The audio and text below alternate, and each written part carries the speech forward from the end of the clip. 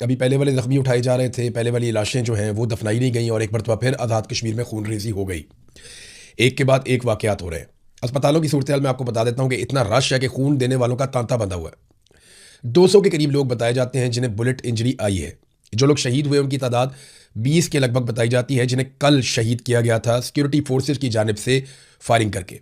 ये direct fire किए गए थे और सिक्योरिटी फोर्सेज का कोई एक शख्स भी शहीद नहीं हुआ। तो जो शहीद हुए वो सारे के सारे मुजाहिरीन थे, उन पर डायरेक्ट फायरिंग की गई है और उसके नतीजे में 20 लोग शहीद हो गए और बहुत बड़ी तादाद में लोग गोलियों के जख्मों से चूर होकर अस्पतालों में पहुंचे हैं। अस्पतालों में खून देने वालों का तांता बंधा हुआ है और इतना रश है कि टेबलों के ऊपर भी मरीजों को डाला गया है, यानी वहाँ पे अस्पतालों में बेड खत्म हो गए और एक इमरजेंसी जैसी सूरत हाल है आज़ाद कश्मीर में। और ये खून बहने का सिलसिला अभी भी रुक नहीं रहा। आज़ाद कश्मीर में लोग अपने प्यारों का पोस्टमार्टम करवाना चाहते हैं, तो अस्पताल इंतजामिया की वजह से बताया जा रहा है उनकी तरफ से कि जनाब यहाँ पे रश इतना है और लोड इतना ज़्यादा है कि हम ये रिपोर्टें आपको या रिजल्ट आपको तैयार करके दे नहीं पाएंगे। हम एक तरफ जाते हैं, दूसरी तरफ से आवाज़ आती है, तो लोड बहुत ज़्यादा है अस्पताल की इंतजामिया के ऊपर। जबकि आईजी ने स्टेटमेंट दिया बीबीसी को और उसने कहा कि सिर्फ 5 लोग मारे गए अब तक। सारा जितना भी अभी तक सिनेरियो बना, 67 लाशें अभी तक बाकायदा डाटा के साथ जारी कर चुकी है जॉइंट अवामी एक्शन कमेटी, उसका डाटा दे चुकी है कि ये 67 लोग 67 लोग अब तक शहीद हो गए। और अभी जो आज के दिन में शहीद हुए वो अलग है, मैं आपको बताता हूँ आज मीरपुर में क्या हुआ। लेकिन पहले रावलाकोट में लोग निकले दरेक के मुकाम से, फिर ये गए चनार चौक की तरफ, अब ये पहुंच गए डी चौक की तरफ और यहां से उन्होंने मकबूल बट चौक में जाना है। अगर ये मकबूल बट चौक पहुंच जाते हैं, यहां पे भी सिक्योरिटी फोर्सेज बहुत बड़ी तादाद में मौजूद हैं और ये पैदल जाएंगे। ये अगर मकबूल बट चौक पहुंच जाते हैं तो फिर रावलाकोट पे तो एक तरह से कंट्रोल हो जाएगा इनका और उसके बाद इन्हीं लोगों ने आगे मुजफ्फराबाद की तरफ बढ़ना है। लोग कम नहीं हो रहे, सिर्फ वो लोग कम हुए हैं जो खून देने के लिए अस्पतालों में गए हैं या वो लोग कम हुए जिन्हें गोलियां लग गई हैं। बाकी लोग हज़ारों की तादाद में, बहुत बड़ी तादाद में जॉइंट अवामी एक्शन कमेटी के एहतजाज में शामिल हैं। ख़वातीन भी निकल कर एहतजाज के अंदर शामिल होने के लिए आई हैं और वहाँ पे जो मुकर्रीन हैं उन्होंने कहा जी हम ना तो हथियार उठाएंगे ना वापस जवाबी कार्रवाई करेंगे, हम सीधा सीधा अपना एहतजाज करेंगे और अपने सीने पेश करेंगे। ये गोलियां मारते हैं तो मारते रहें। और लगातार हम देख रहे हैं कि गोलियां चल रही हैं और रियल बुलेट्स हैं, यानी वो गोलियां जो बॉर्डर के ऊपर इंडिया पाकिस्तानी फौजियों को मारता है और पाकिस्तानी फौजी इंडियन फौजियों को मारते हैं, वो वाली रियल बुलेट्स पाकिस्तानी शहरियों पे या कश्मीरी शहरियों पे चलाई जा रही हैं। बहुत ही अजीब सूरत हाल है। अब आ जाए जरा मीरपुर में क्या हुआ। कल जो कुछ भी रावलाकोट में हुआ उसमें कुछ नौजवान शहीद हो गए जिनका ताल्लुक था मीरपुर से। तो मीरपुर में एक लोगों की रैली निकली और उन्होंने कहा जी हम इज़हार यकजहती करेंगे उन नौजवानों से जिन्हें शहीद किया गया रावलाकोट में। अब ये रैली निकल के बाजार में से, सड़क से, मेन शाहरा से गुजर रही थी, तो इनके ऊपर सीधे फायर कर दिए गए सिक्योरिटी फोर्सेज की जानिब से। वहां कई लोग जख्मी हो गए और 6 लोग मौके पर ही शहीद हो गए। वो लाशें सड़कों पे पड़ी हुई थी, एक नौजवान ने छत से वीडियो बनाई है। लाशें कितनी देर तक सड़कों पे पड़ी रही, वहां पे उन्हें उठाने वाला कोई नहीं था, लगातार फायरिंग हो रही थी, लोग जख्मी थे और वो तड़प तड़प के सड़क पे अपनी जान दे रहे थे।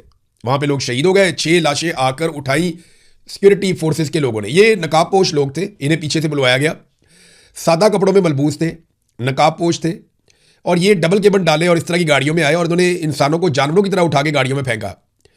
वो जो डेड बॉडीज पड़ी हुई थी सड़कों पे, जो शहीद पड़े हुए थे, उनको उठा के गाड़ियों में फेंका और लेकर चले गए। अब कश्मीरी ये वाले मनाजिर देखने के बाद कह रहे हैं कि इसी तरह हमारी लाशें पहले भी गायब की गई हैं। यानी कुछ शोधा जो लाशें हमारे पास थी वो तो हमने दफना दी हैं, लेकिन कुछ लाशें जो हम बार बार मुतालबा करते रहे कि हमारे साथियों की लाशें हमारे हवाले की जाएं, जिन्हें अस्पताल से कब्जे में लिया गया या जिन्हें रात के अंधेरे में कब्जे में लिया गया, तो ये वादा किया गया था कि ये लाशें आपको वापस दी जाएंगी, इन्हें अमानतन दफनाया गया है और आपको ताबूत में डालकर देंगे, आप उनके लवाहिकीन को वो लाशें उनके हवाले कर दीजिएगा। ये वादा किया गया था जब मुज़ाकरात हो रहे थे।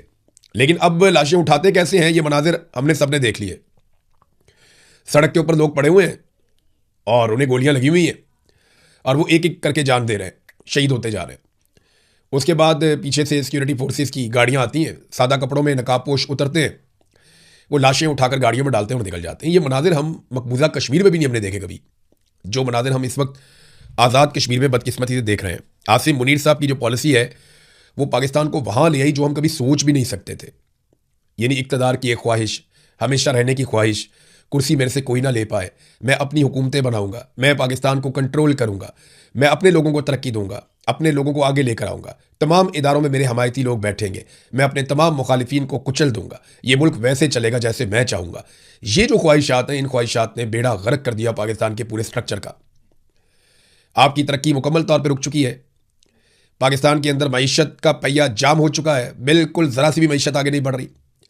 सरमायाकारी ख़त्म हो गई पाकिस्तान में, पाकिस्तान की आलमी सतह पर क्रेडिबिलिटी भी नहीं रही, इंसानी हकूक़ की पामालियों में पाकिस्तान का दुनिया में नाम बन रहा है, पाकिस्तान का पासपोर्ट बदतरीन पासपोर्ट की लिस्ट के अंदर चला गया है, सिर्फ आसिम मुनीर की एक ताल्लुकदारी डोनाल्ड ट्रंप से बनी है और इसके नतीजे में अभी तक एक अमान मिली हुई है कि कोई हमें कुछ कहता नहीं है।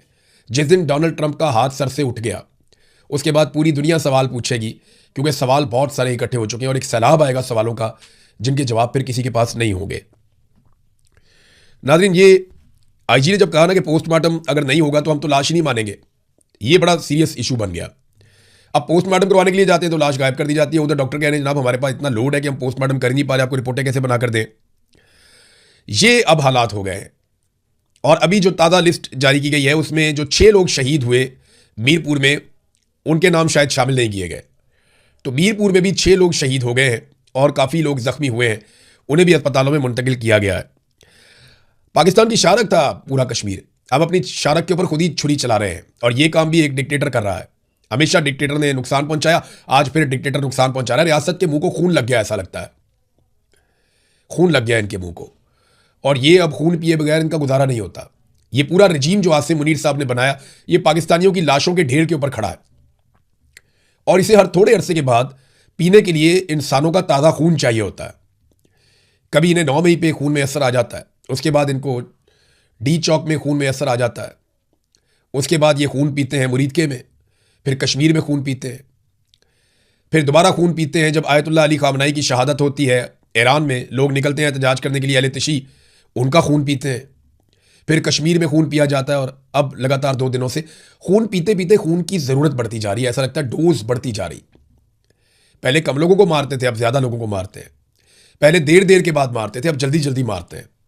तो ये रियासत और इसके इदारे एक खून आशाम बनते चले जा रहे हैं और सियासतदान बैठकर तमाशा देख रहे हैं। जिनकी जिम्मेदारी है ना, वो अगर बैठ के तमाशा देखेंगे और ये सोचेंगे जनाब कहीं मैं ना पकड़ा जाऊं, मेरा कारोबार ना बंद हो जाए, मेरी सियासत ना खत्म हो जाए, मेरे बच्चे ना बर्बाद हो जाए, पूरा मुल्क ही बर्बाद हो रहा है। जब आप सियासत में आए थे ना तो आपको ये सोच कर आना था कि मैं अपने मुल्क की खातिर अपनी ज़िंदगी दे रहा हूं, तो फिर अब आपको पीछे हटने का कोई हक हासिल नहीं है। लोगों ने आप लोगों को वोट डाले हुए, निकले और निकल के आवाज़ उठाएं। फजल रहमान की जिम्मेदारी है, ANP की जिम्मेदारी है, पीपल्स पार्टी के अगर कोई लोग अब भी उनके अंदर इंसाफ बाकी है तो उनकी जिम्मेदारी है। PMLN ने तो मायूसी कर दिया, बेड़े ही गर्क कर दिया पकड़ के। PTI के लोगों को खड़े होना चाहिए फौरी तौर पे। बाकी तमाम पॉलिटिकल पार्टीज को मिलकर आवाज़ उठानी चाहिए जुल्म और बर्बरियत के खिलाफ, और इनको आज़ाद कश्मीर में जाना चाहिए और लोगों के साथ इजहार यकजहती करना चाहिए। PMLN से मायूसी क्यों है ये जरा देखें ना, आप ख्वाजा आसिफ का स्टेटमेंट आप देखें।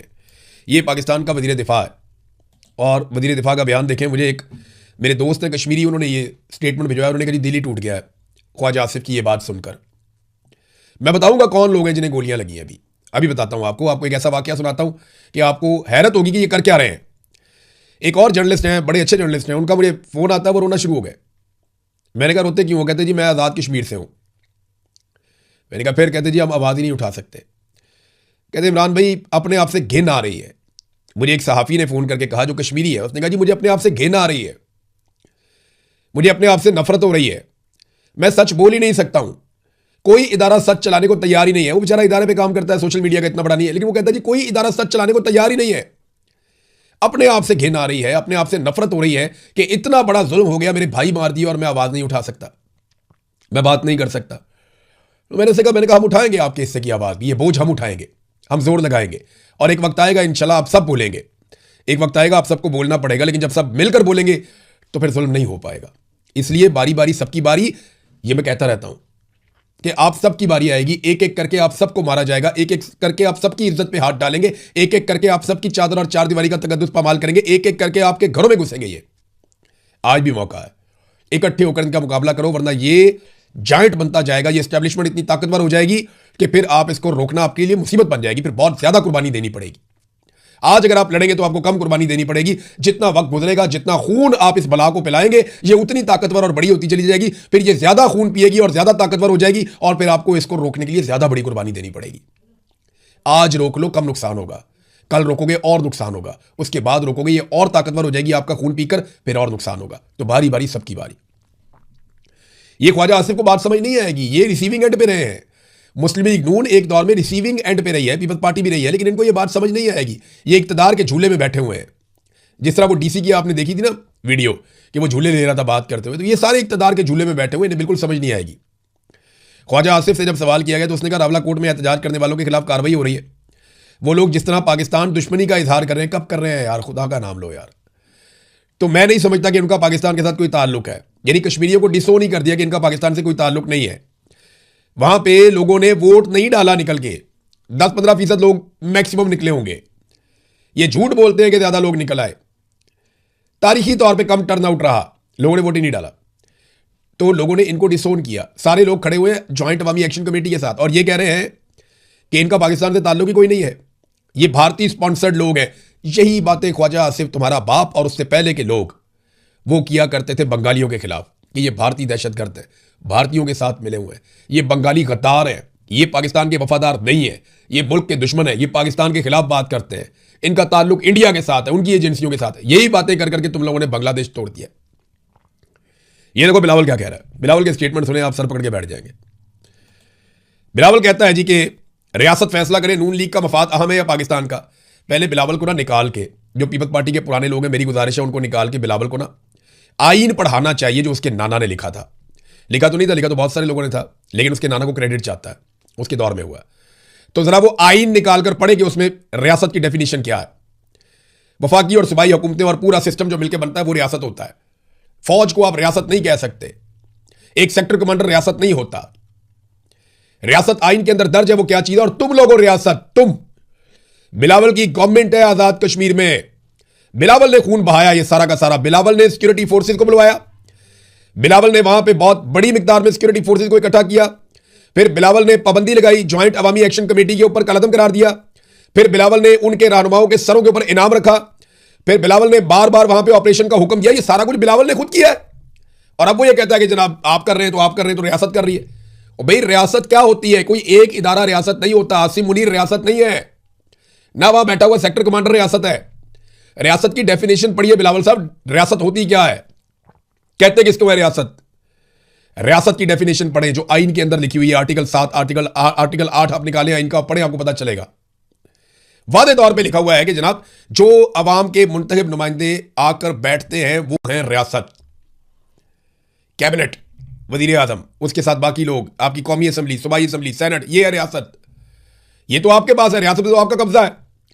3 सूबों में आपकी हुकूमत बनाकर दी हुई है, सदर आपको बनाकर दिया हुआ है, चेयरमैन सेनेट आपको बनाकर दिया हुआ है, गवर्नर आपके 3 लगे हुए हैं। और आपको क्या चाहिए, पंजाब में गवर्नर आपका, खैबर पख्तूनख्वा में गवर्नर आपका, हर जगह पे आपने अपना इक़्तिदार हासिल किया हुआ है। इसके बावजूद आप कहते हैं जनाब कि आपकी बात नहीं सुनी जाती। रियासत फैसला करे, नून लीग का मफाद अहम है या पाकिस्तान का।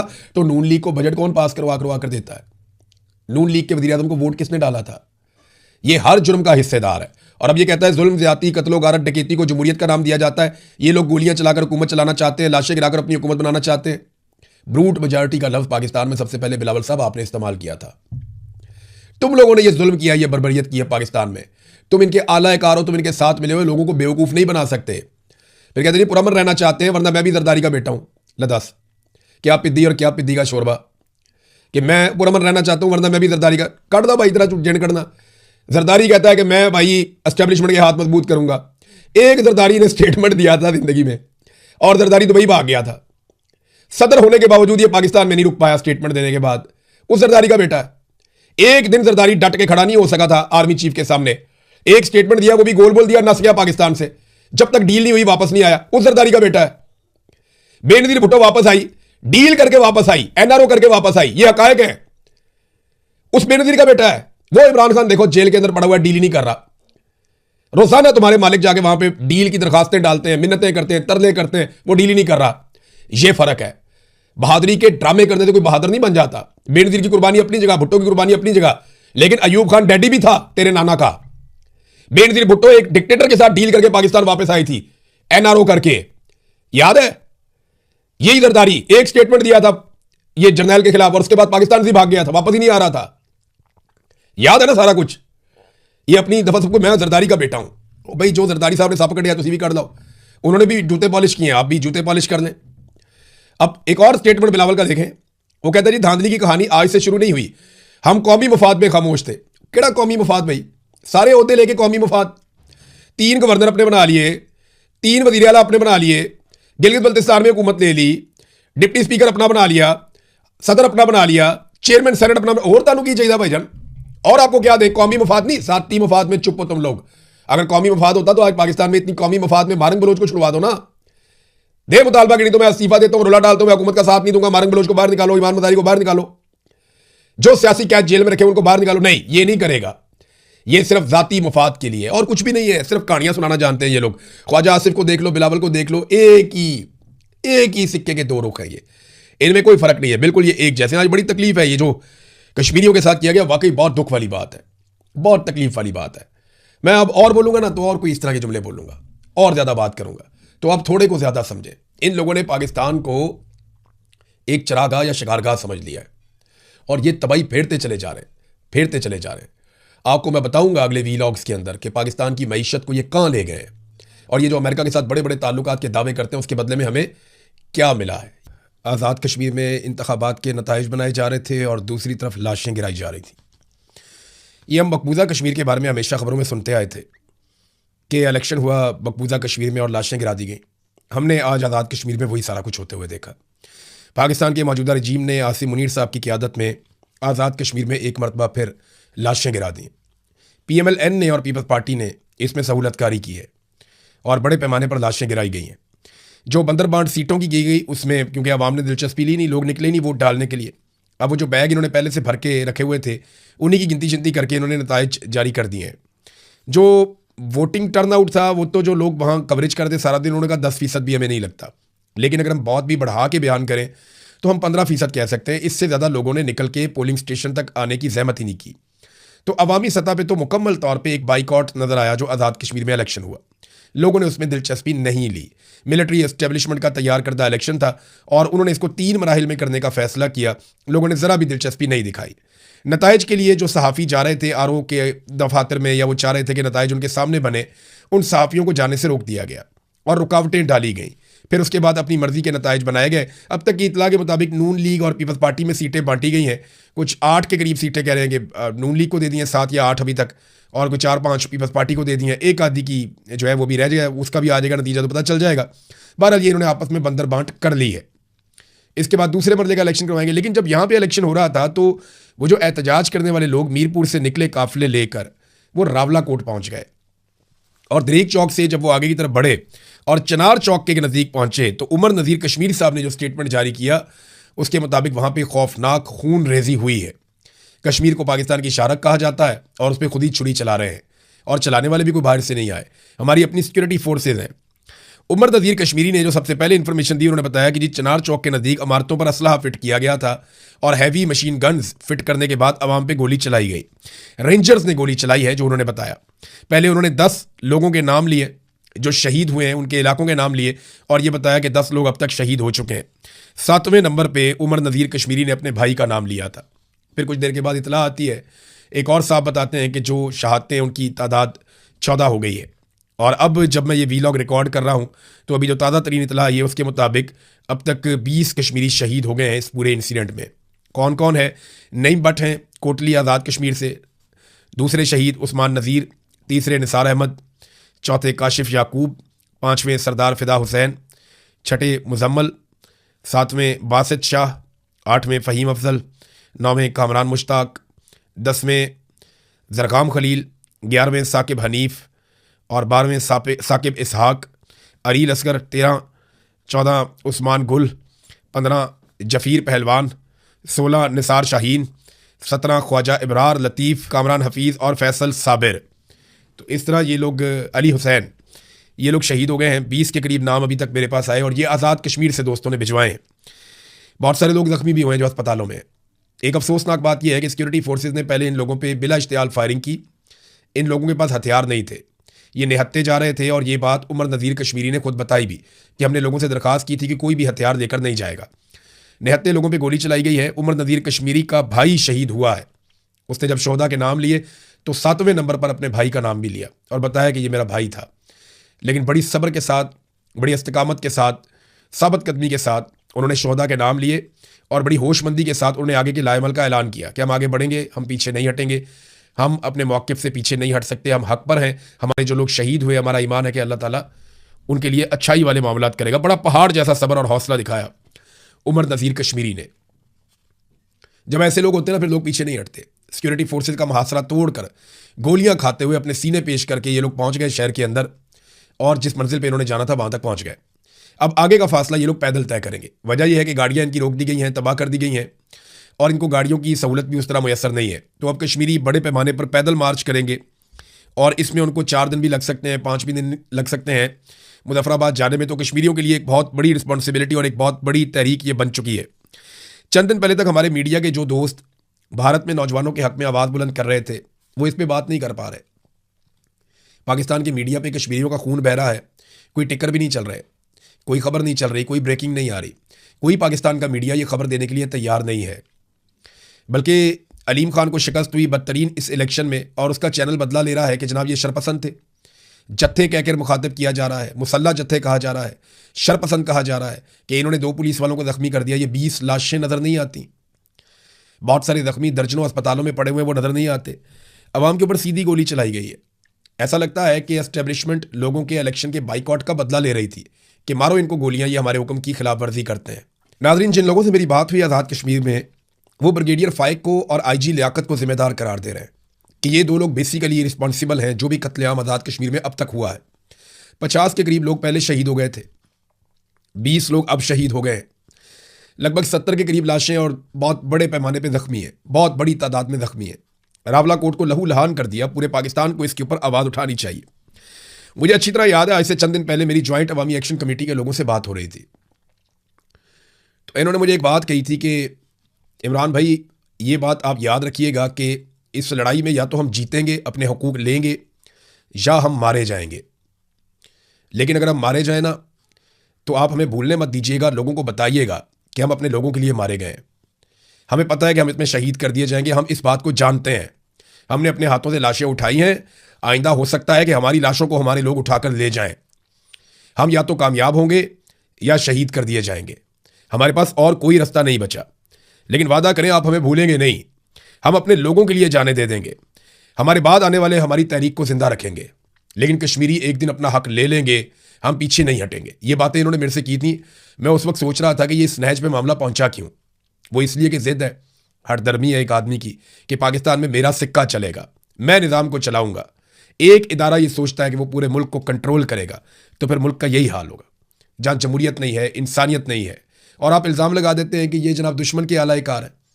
कभी कहते हैं राह के एजेंट हैं। आपको राह तोते पसंद है ना, जो आपकी ज़बान बोले, जो आप कहें फर बोलने वाले तोते आपको पसंद है। या तो कोई शख्स आपके लिए राह तोता बन जाए, बोलता रहे, नहीं तो फिर आप उसको राह का तोता करार दे देते हैं या राह का एजेंट करार दे देते हैं।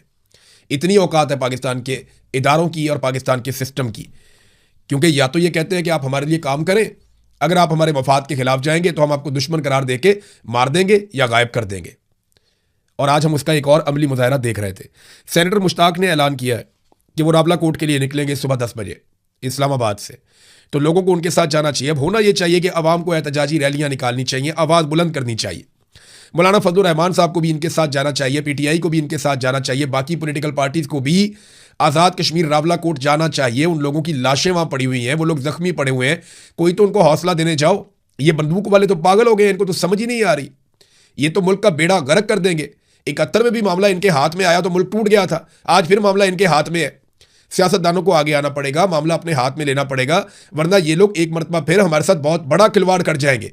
बंदूक वालों का दिमाग काम नहीं कर रहा, तो जो सियासतदान है, सिविलियंस हैं, वो आगे बढ़े और जाकर जख्मों पे मरहम रखें। ये नमकपाशी का वक्त नहीं है। अवाम को एहतजाजी रैलियां करनी चाहिए, ताजरों को खड़ा होना चाहिए, ट्रांसपोर्टर्स को खड़ा होना चाहिए, वकला को इस मामले में एहतजाज करना चाहिए अपनी अपनी अदालतों में, तालिबे इल्मों को बाहर निकल के आवाज़ बुलंद करनी चाहिए। ओवरसीज़ पाकिस्तानी, बल्कि मेरा उनसे रब्ता हुआ, वो बहुत बड़े पैमाने पर एहतजाज प्लान कर रहे हैं। जैसे माजी में उन्होंने एहतजाज किया, वो उससे भी बड़ा एहतजाज करने जा रहे हैं। उनका यह कहना है कि वो अपने भाइयों को इस मुश्किल वक्त में अकेला नहीं छोड़ेंगे। सोशल मीडिया पे आप ज़रूर आवाज़ उठाएं, जितनी आवाज़ उठा सकें, थोड़ी उठाएं, ज़्यादा उठाएं, लेकिन आप सोशल मीडिया पे भरपूर आवाज़ उठाएं। जख्मियों को अस्पतालों में जाकर इलाज नहीं करवाने दिया। वो जो जख्मी लोग अस्पतालों में जाते थे, अस्पतालों के ऊपर भी कब्जा किया हुआ था कि लाजमी बात है इनको गोलियां लगेंगी, जख्मी होंगे, ये अस्पतालों में आएंगे। अब जो लोग अस्पतालों में जाते हैं तो वहाँ ये होता है कि सबसे पहले तो लाशें कब्जा कर ली जाती हैं, लाशें वापस नहीं दी जाती, ताकि लाशें मिलेंगी तो रोला पड़ जाएगा, पता चलेगा कौन कौन शहीद हो गया, और वो लाशें दुनिया के सामने भी आएंगी। लिहाजा सबसे पहले लाशों पे कब्जा कर लिया जाता है। ये हमारा यहाँ पे पसंदीदा काम है कत्लेआम के बाद। वो पुरानी वाली लाशें मांग रहे हैं कि जी वो भी हमारे हवाले की जाए। उनके मुतालबात में से एक मुतालबा है। दूसरा, जो जख्मी जाते हैं, जख्मियों को और उनके साथ आने वालों को गिरफ्तार कर दिया जाता है और उन्हें बाद मुंतकिल कर दिया जाता है दूसरे शहरों में। ये बड़ी अनफॉर्चुनेट सिचुएशन है कि अस्पतालों के ऊपर भी कब्जा कर लिया गया कि लाशें गायब कर देंगे।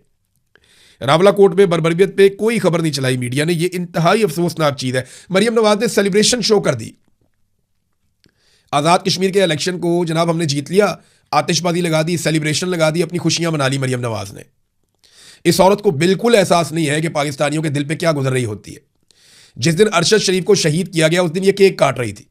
बाद में उनकी लाश जो है उसकी तस्वीर लगा के एक झूठा प्रोपेगेंडा कर दिया कि अरशद शरीफ ने नवाज शरीफ की बीवी की मौत का मजाक उड़ाया था या बीमारी का मजाक उड़ाया था। और बाद में झूठी साबित हुई है औरत कि कभी भी अरशद शरीफ ने मजाक नहीं उड़ाया, बल्कि मैं हूं या अरशद शरीफ है या साबिर शाकिर है या बाकी जर्नलिस्ट हैं। हम हमेशा दुआ करते रहे हर बीमार के लिए। जब कभी पता चला नवाज शरीफ बीमार है, हमने कहा जी अल्लाह ताला उन्हें सेहत अता फरमाए।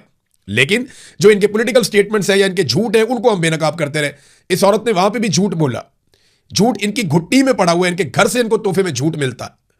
हर वो मौका जिसमें पाकिस्तानी दुखी होते हैं, तकलीफ में होते हैं, दर्द में होते हैं, ये उस मौके पर केक काटते हैं, सेलिब्रेशन करते हैं, आतिशबाजी करते हैं। एक मरतबा फिर इस औरत ने, जब रावलाकोट में लाशें पड़ी हुई थी, खून बह रहा था, लहू लहान था कश्मीर, उस वक्त कश्मीर के अंदर फतह के झंडे गाड़ के आतिशबाजी की फुटेज लगाई है। इनकी खुशियां अलग, इनके गम अलग। पाकिस्तानियों की खुशियां अलग, पाकिस्तानियों के गम अलग। इनका पाकिस्तान से या पाकिस्तानियों से कोई ताल्लुक दिखाई नहीं देता। पूरे पाकिस्तान में लोगों को आवाज उठाना चाहिए, सहाफियों को भी आवाज उठानी चाहिए। आप ये सोचते हैं कि आपके छोटे छोटे बच्चे, आप आवाज उठाएंगे तो प्रॉब्लम हो जाएगी। ये जो लोग शहीद हुए इनके भी छोटे छोटे बच्चे हैं। मैं कहता था ना कि बारी बारी सबकी बारी। आज मेरे कश्मीरी भाइयों की बारी है। मैं आपको लिख कर देता हूं, कल आपकी भी बारी आएगी। ये पंजाब के एक एक शहर में घुसेंगे और एक एक जगह पे तबाही फेरेंगे।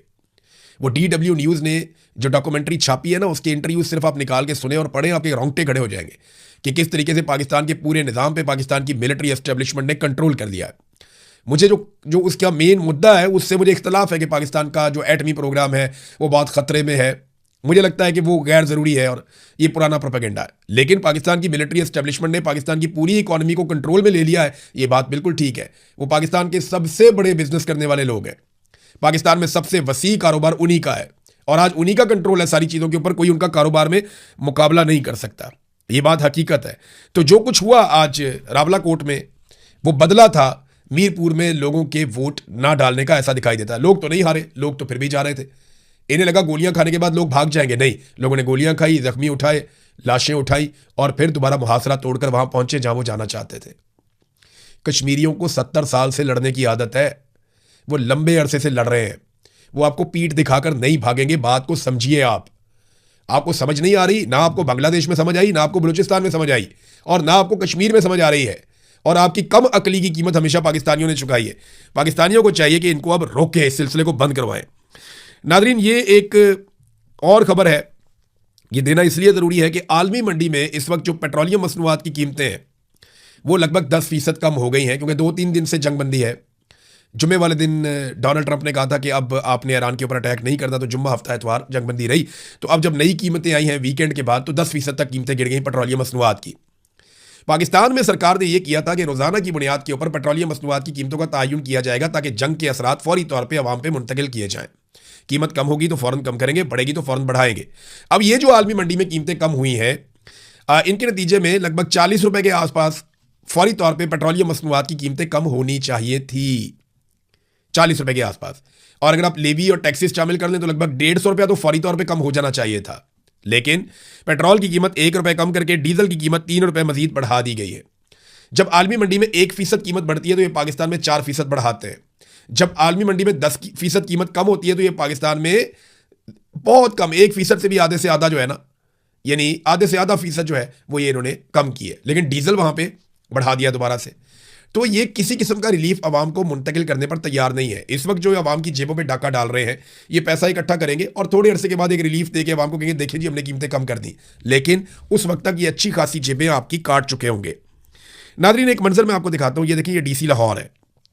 ये चेक करें आप बंदा, ये DC लाहौर है। इसका नाम है कैप्टन रिटायर्ड, फौज से रिटायर्ड है, कैप्टन रिटायर्ड अली एजाज। इससे मिलने के लिए अपोजिशन के रहनुमा गए, जिनमें अपोजिशन लीडर मोइन कुरैशी, सलमान अकरम राजा साहब हैं, शौकत बसरा साहब नजर आ रहे हैं, दीगर लोग नजर आ रहे हैं। ये अवामी मुंतखब नुमाइंदे पाकिस्तान की सबसे बड़ी पॉलिटिकल पार्टी के।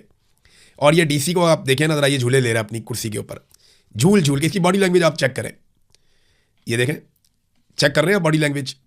ये अवामी मुंतखब नुमाइंदों के सामने एक तनख्वाहदार मुलाजिम बैठा हुआ है, लाट साहब, या जिसे वो कहते थे कि गोरा साहब। गोरा चला गया, अपनी बाकियात छोड़ गया। ये देखें, चेक करें आप, क्या ये रवैया होना चाहिए एक सरकारी मुलाजिम का जो तनख्वाह लेता है टैक्स के पैसों से? और सामने वो लोग बैठे हैं जिन्हें अवाम ने मुंतखब किया कि आपने हुक्मरानी करनी है और इन सबको आप कंट्रोल करेंगे। ये आप रवैया चेक करें, ये तरीका वारदात आप देखें। यहीं पे मरियम नवाज को ज़मीन से पेन उठा के देकर सैल्यूट मारते थे। ये मिलिट्री एस्टेब्लिशमेंट का फैलाया हुआ गंद है। अब ये बेचारा डीसी ये इसीलिए ये हरकतें कर रहा है, इसको पता है कि अगर मैं ऐसे करके यूं करके अगर मैं ये एक्शन नहीं लगाऊंगा तो कल को जनाब मेरी पेशी हो जाएगी, मुझे एजेंसियां बुला के कहेंगी भाई तुम पाकिस्तान तहरीक इंसाफ के लोगों से अच्छे तरीके से क्यों मिले। यहीं पे अगर कोई और लोग बैठे होते तो आप देखते सामने चाय के कप पड़े हुए होते, बाकायदा उनकी मेहमान नवाजी कर रहे होते और बड़े अदब के साथ बैठा हुआ होता, और वो जारी भी कर देता है एनओसी के जनाब आप जलसा कर दें। 5 अगस्त का जलसा है, पीटीआई को कहाँ इजाजत मिल रही है, तो हम सब जानते हैं। नादरीन, सुहेल अफरीदी का एक पैगाम भी आ गया, और ये जो पैगाम सुहेल अफरीदी ने दिया उसने कहा जी 5 अगस्त को शाम 6 बजे पेशावर टूल प्लाजा पे हम फैसला कौन जलसा करेंगे। और सुहेल अफरीदी ने कहा कि ये जलसा सेमीफाइनल है और फाइनल जो है वो उसके बाद होगा, और बड़े अहम ऐलानात हैं जो पाकिस्तान तहरीक इंसाफ करेगी।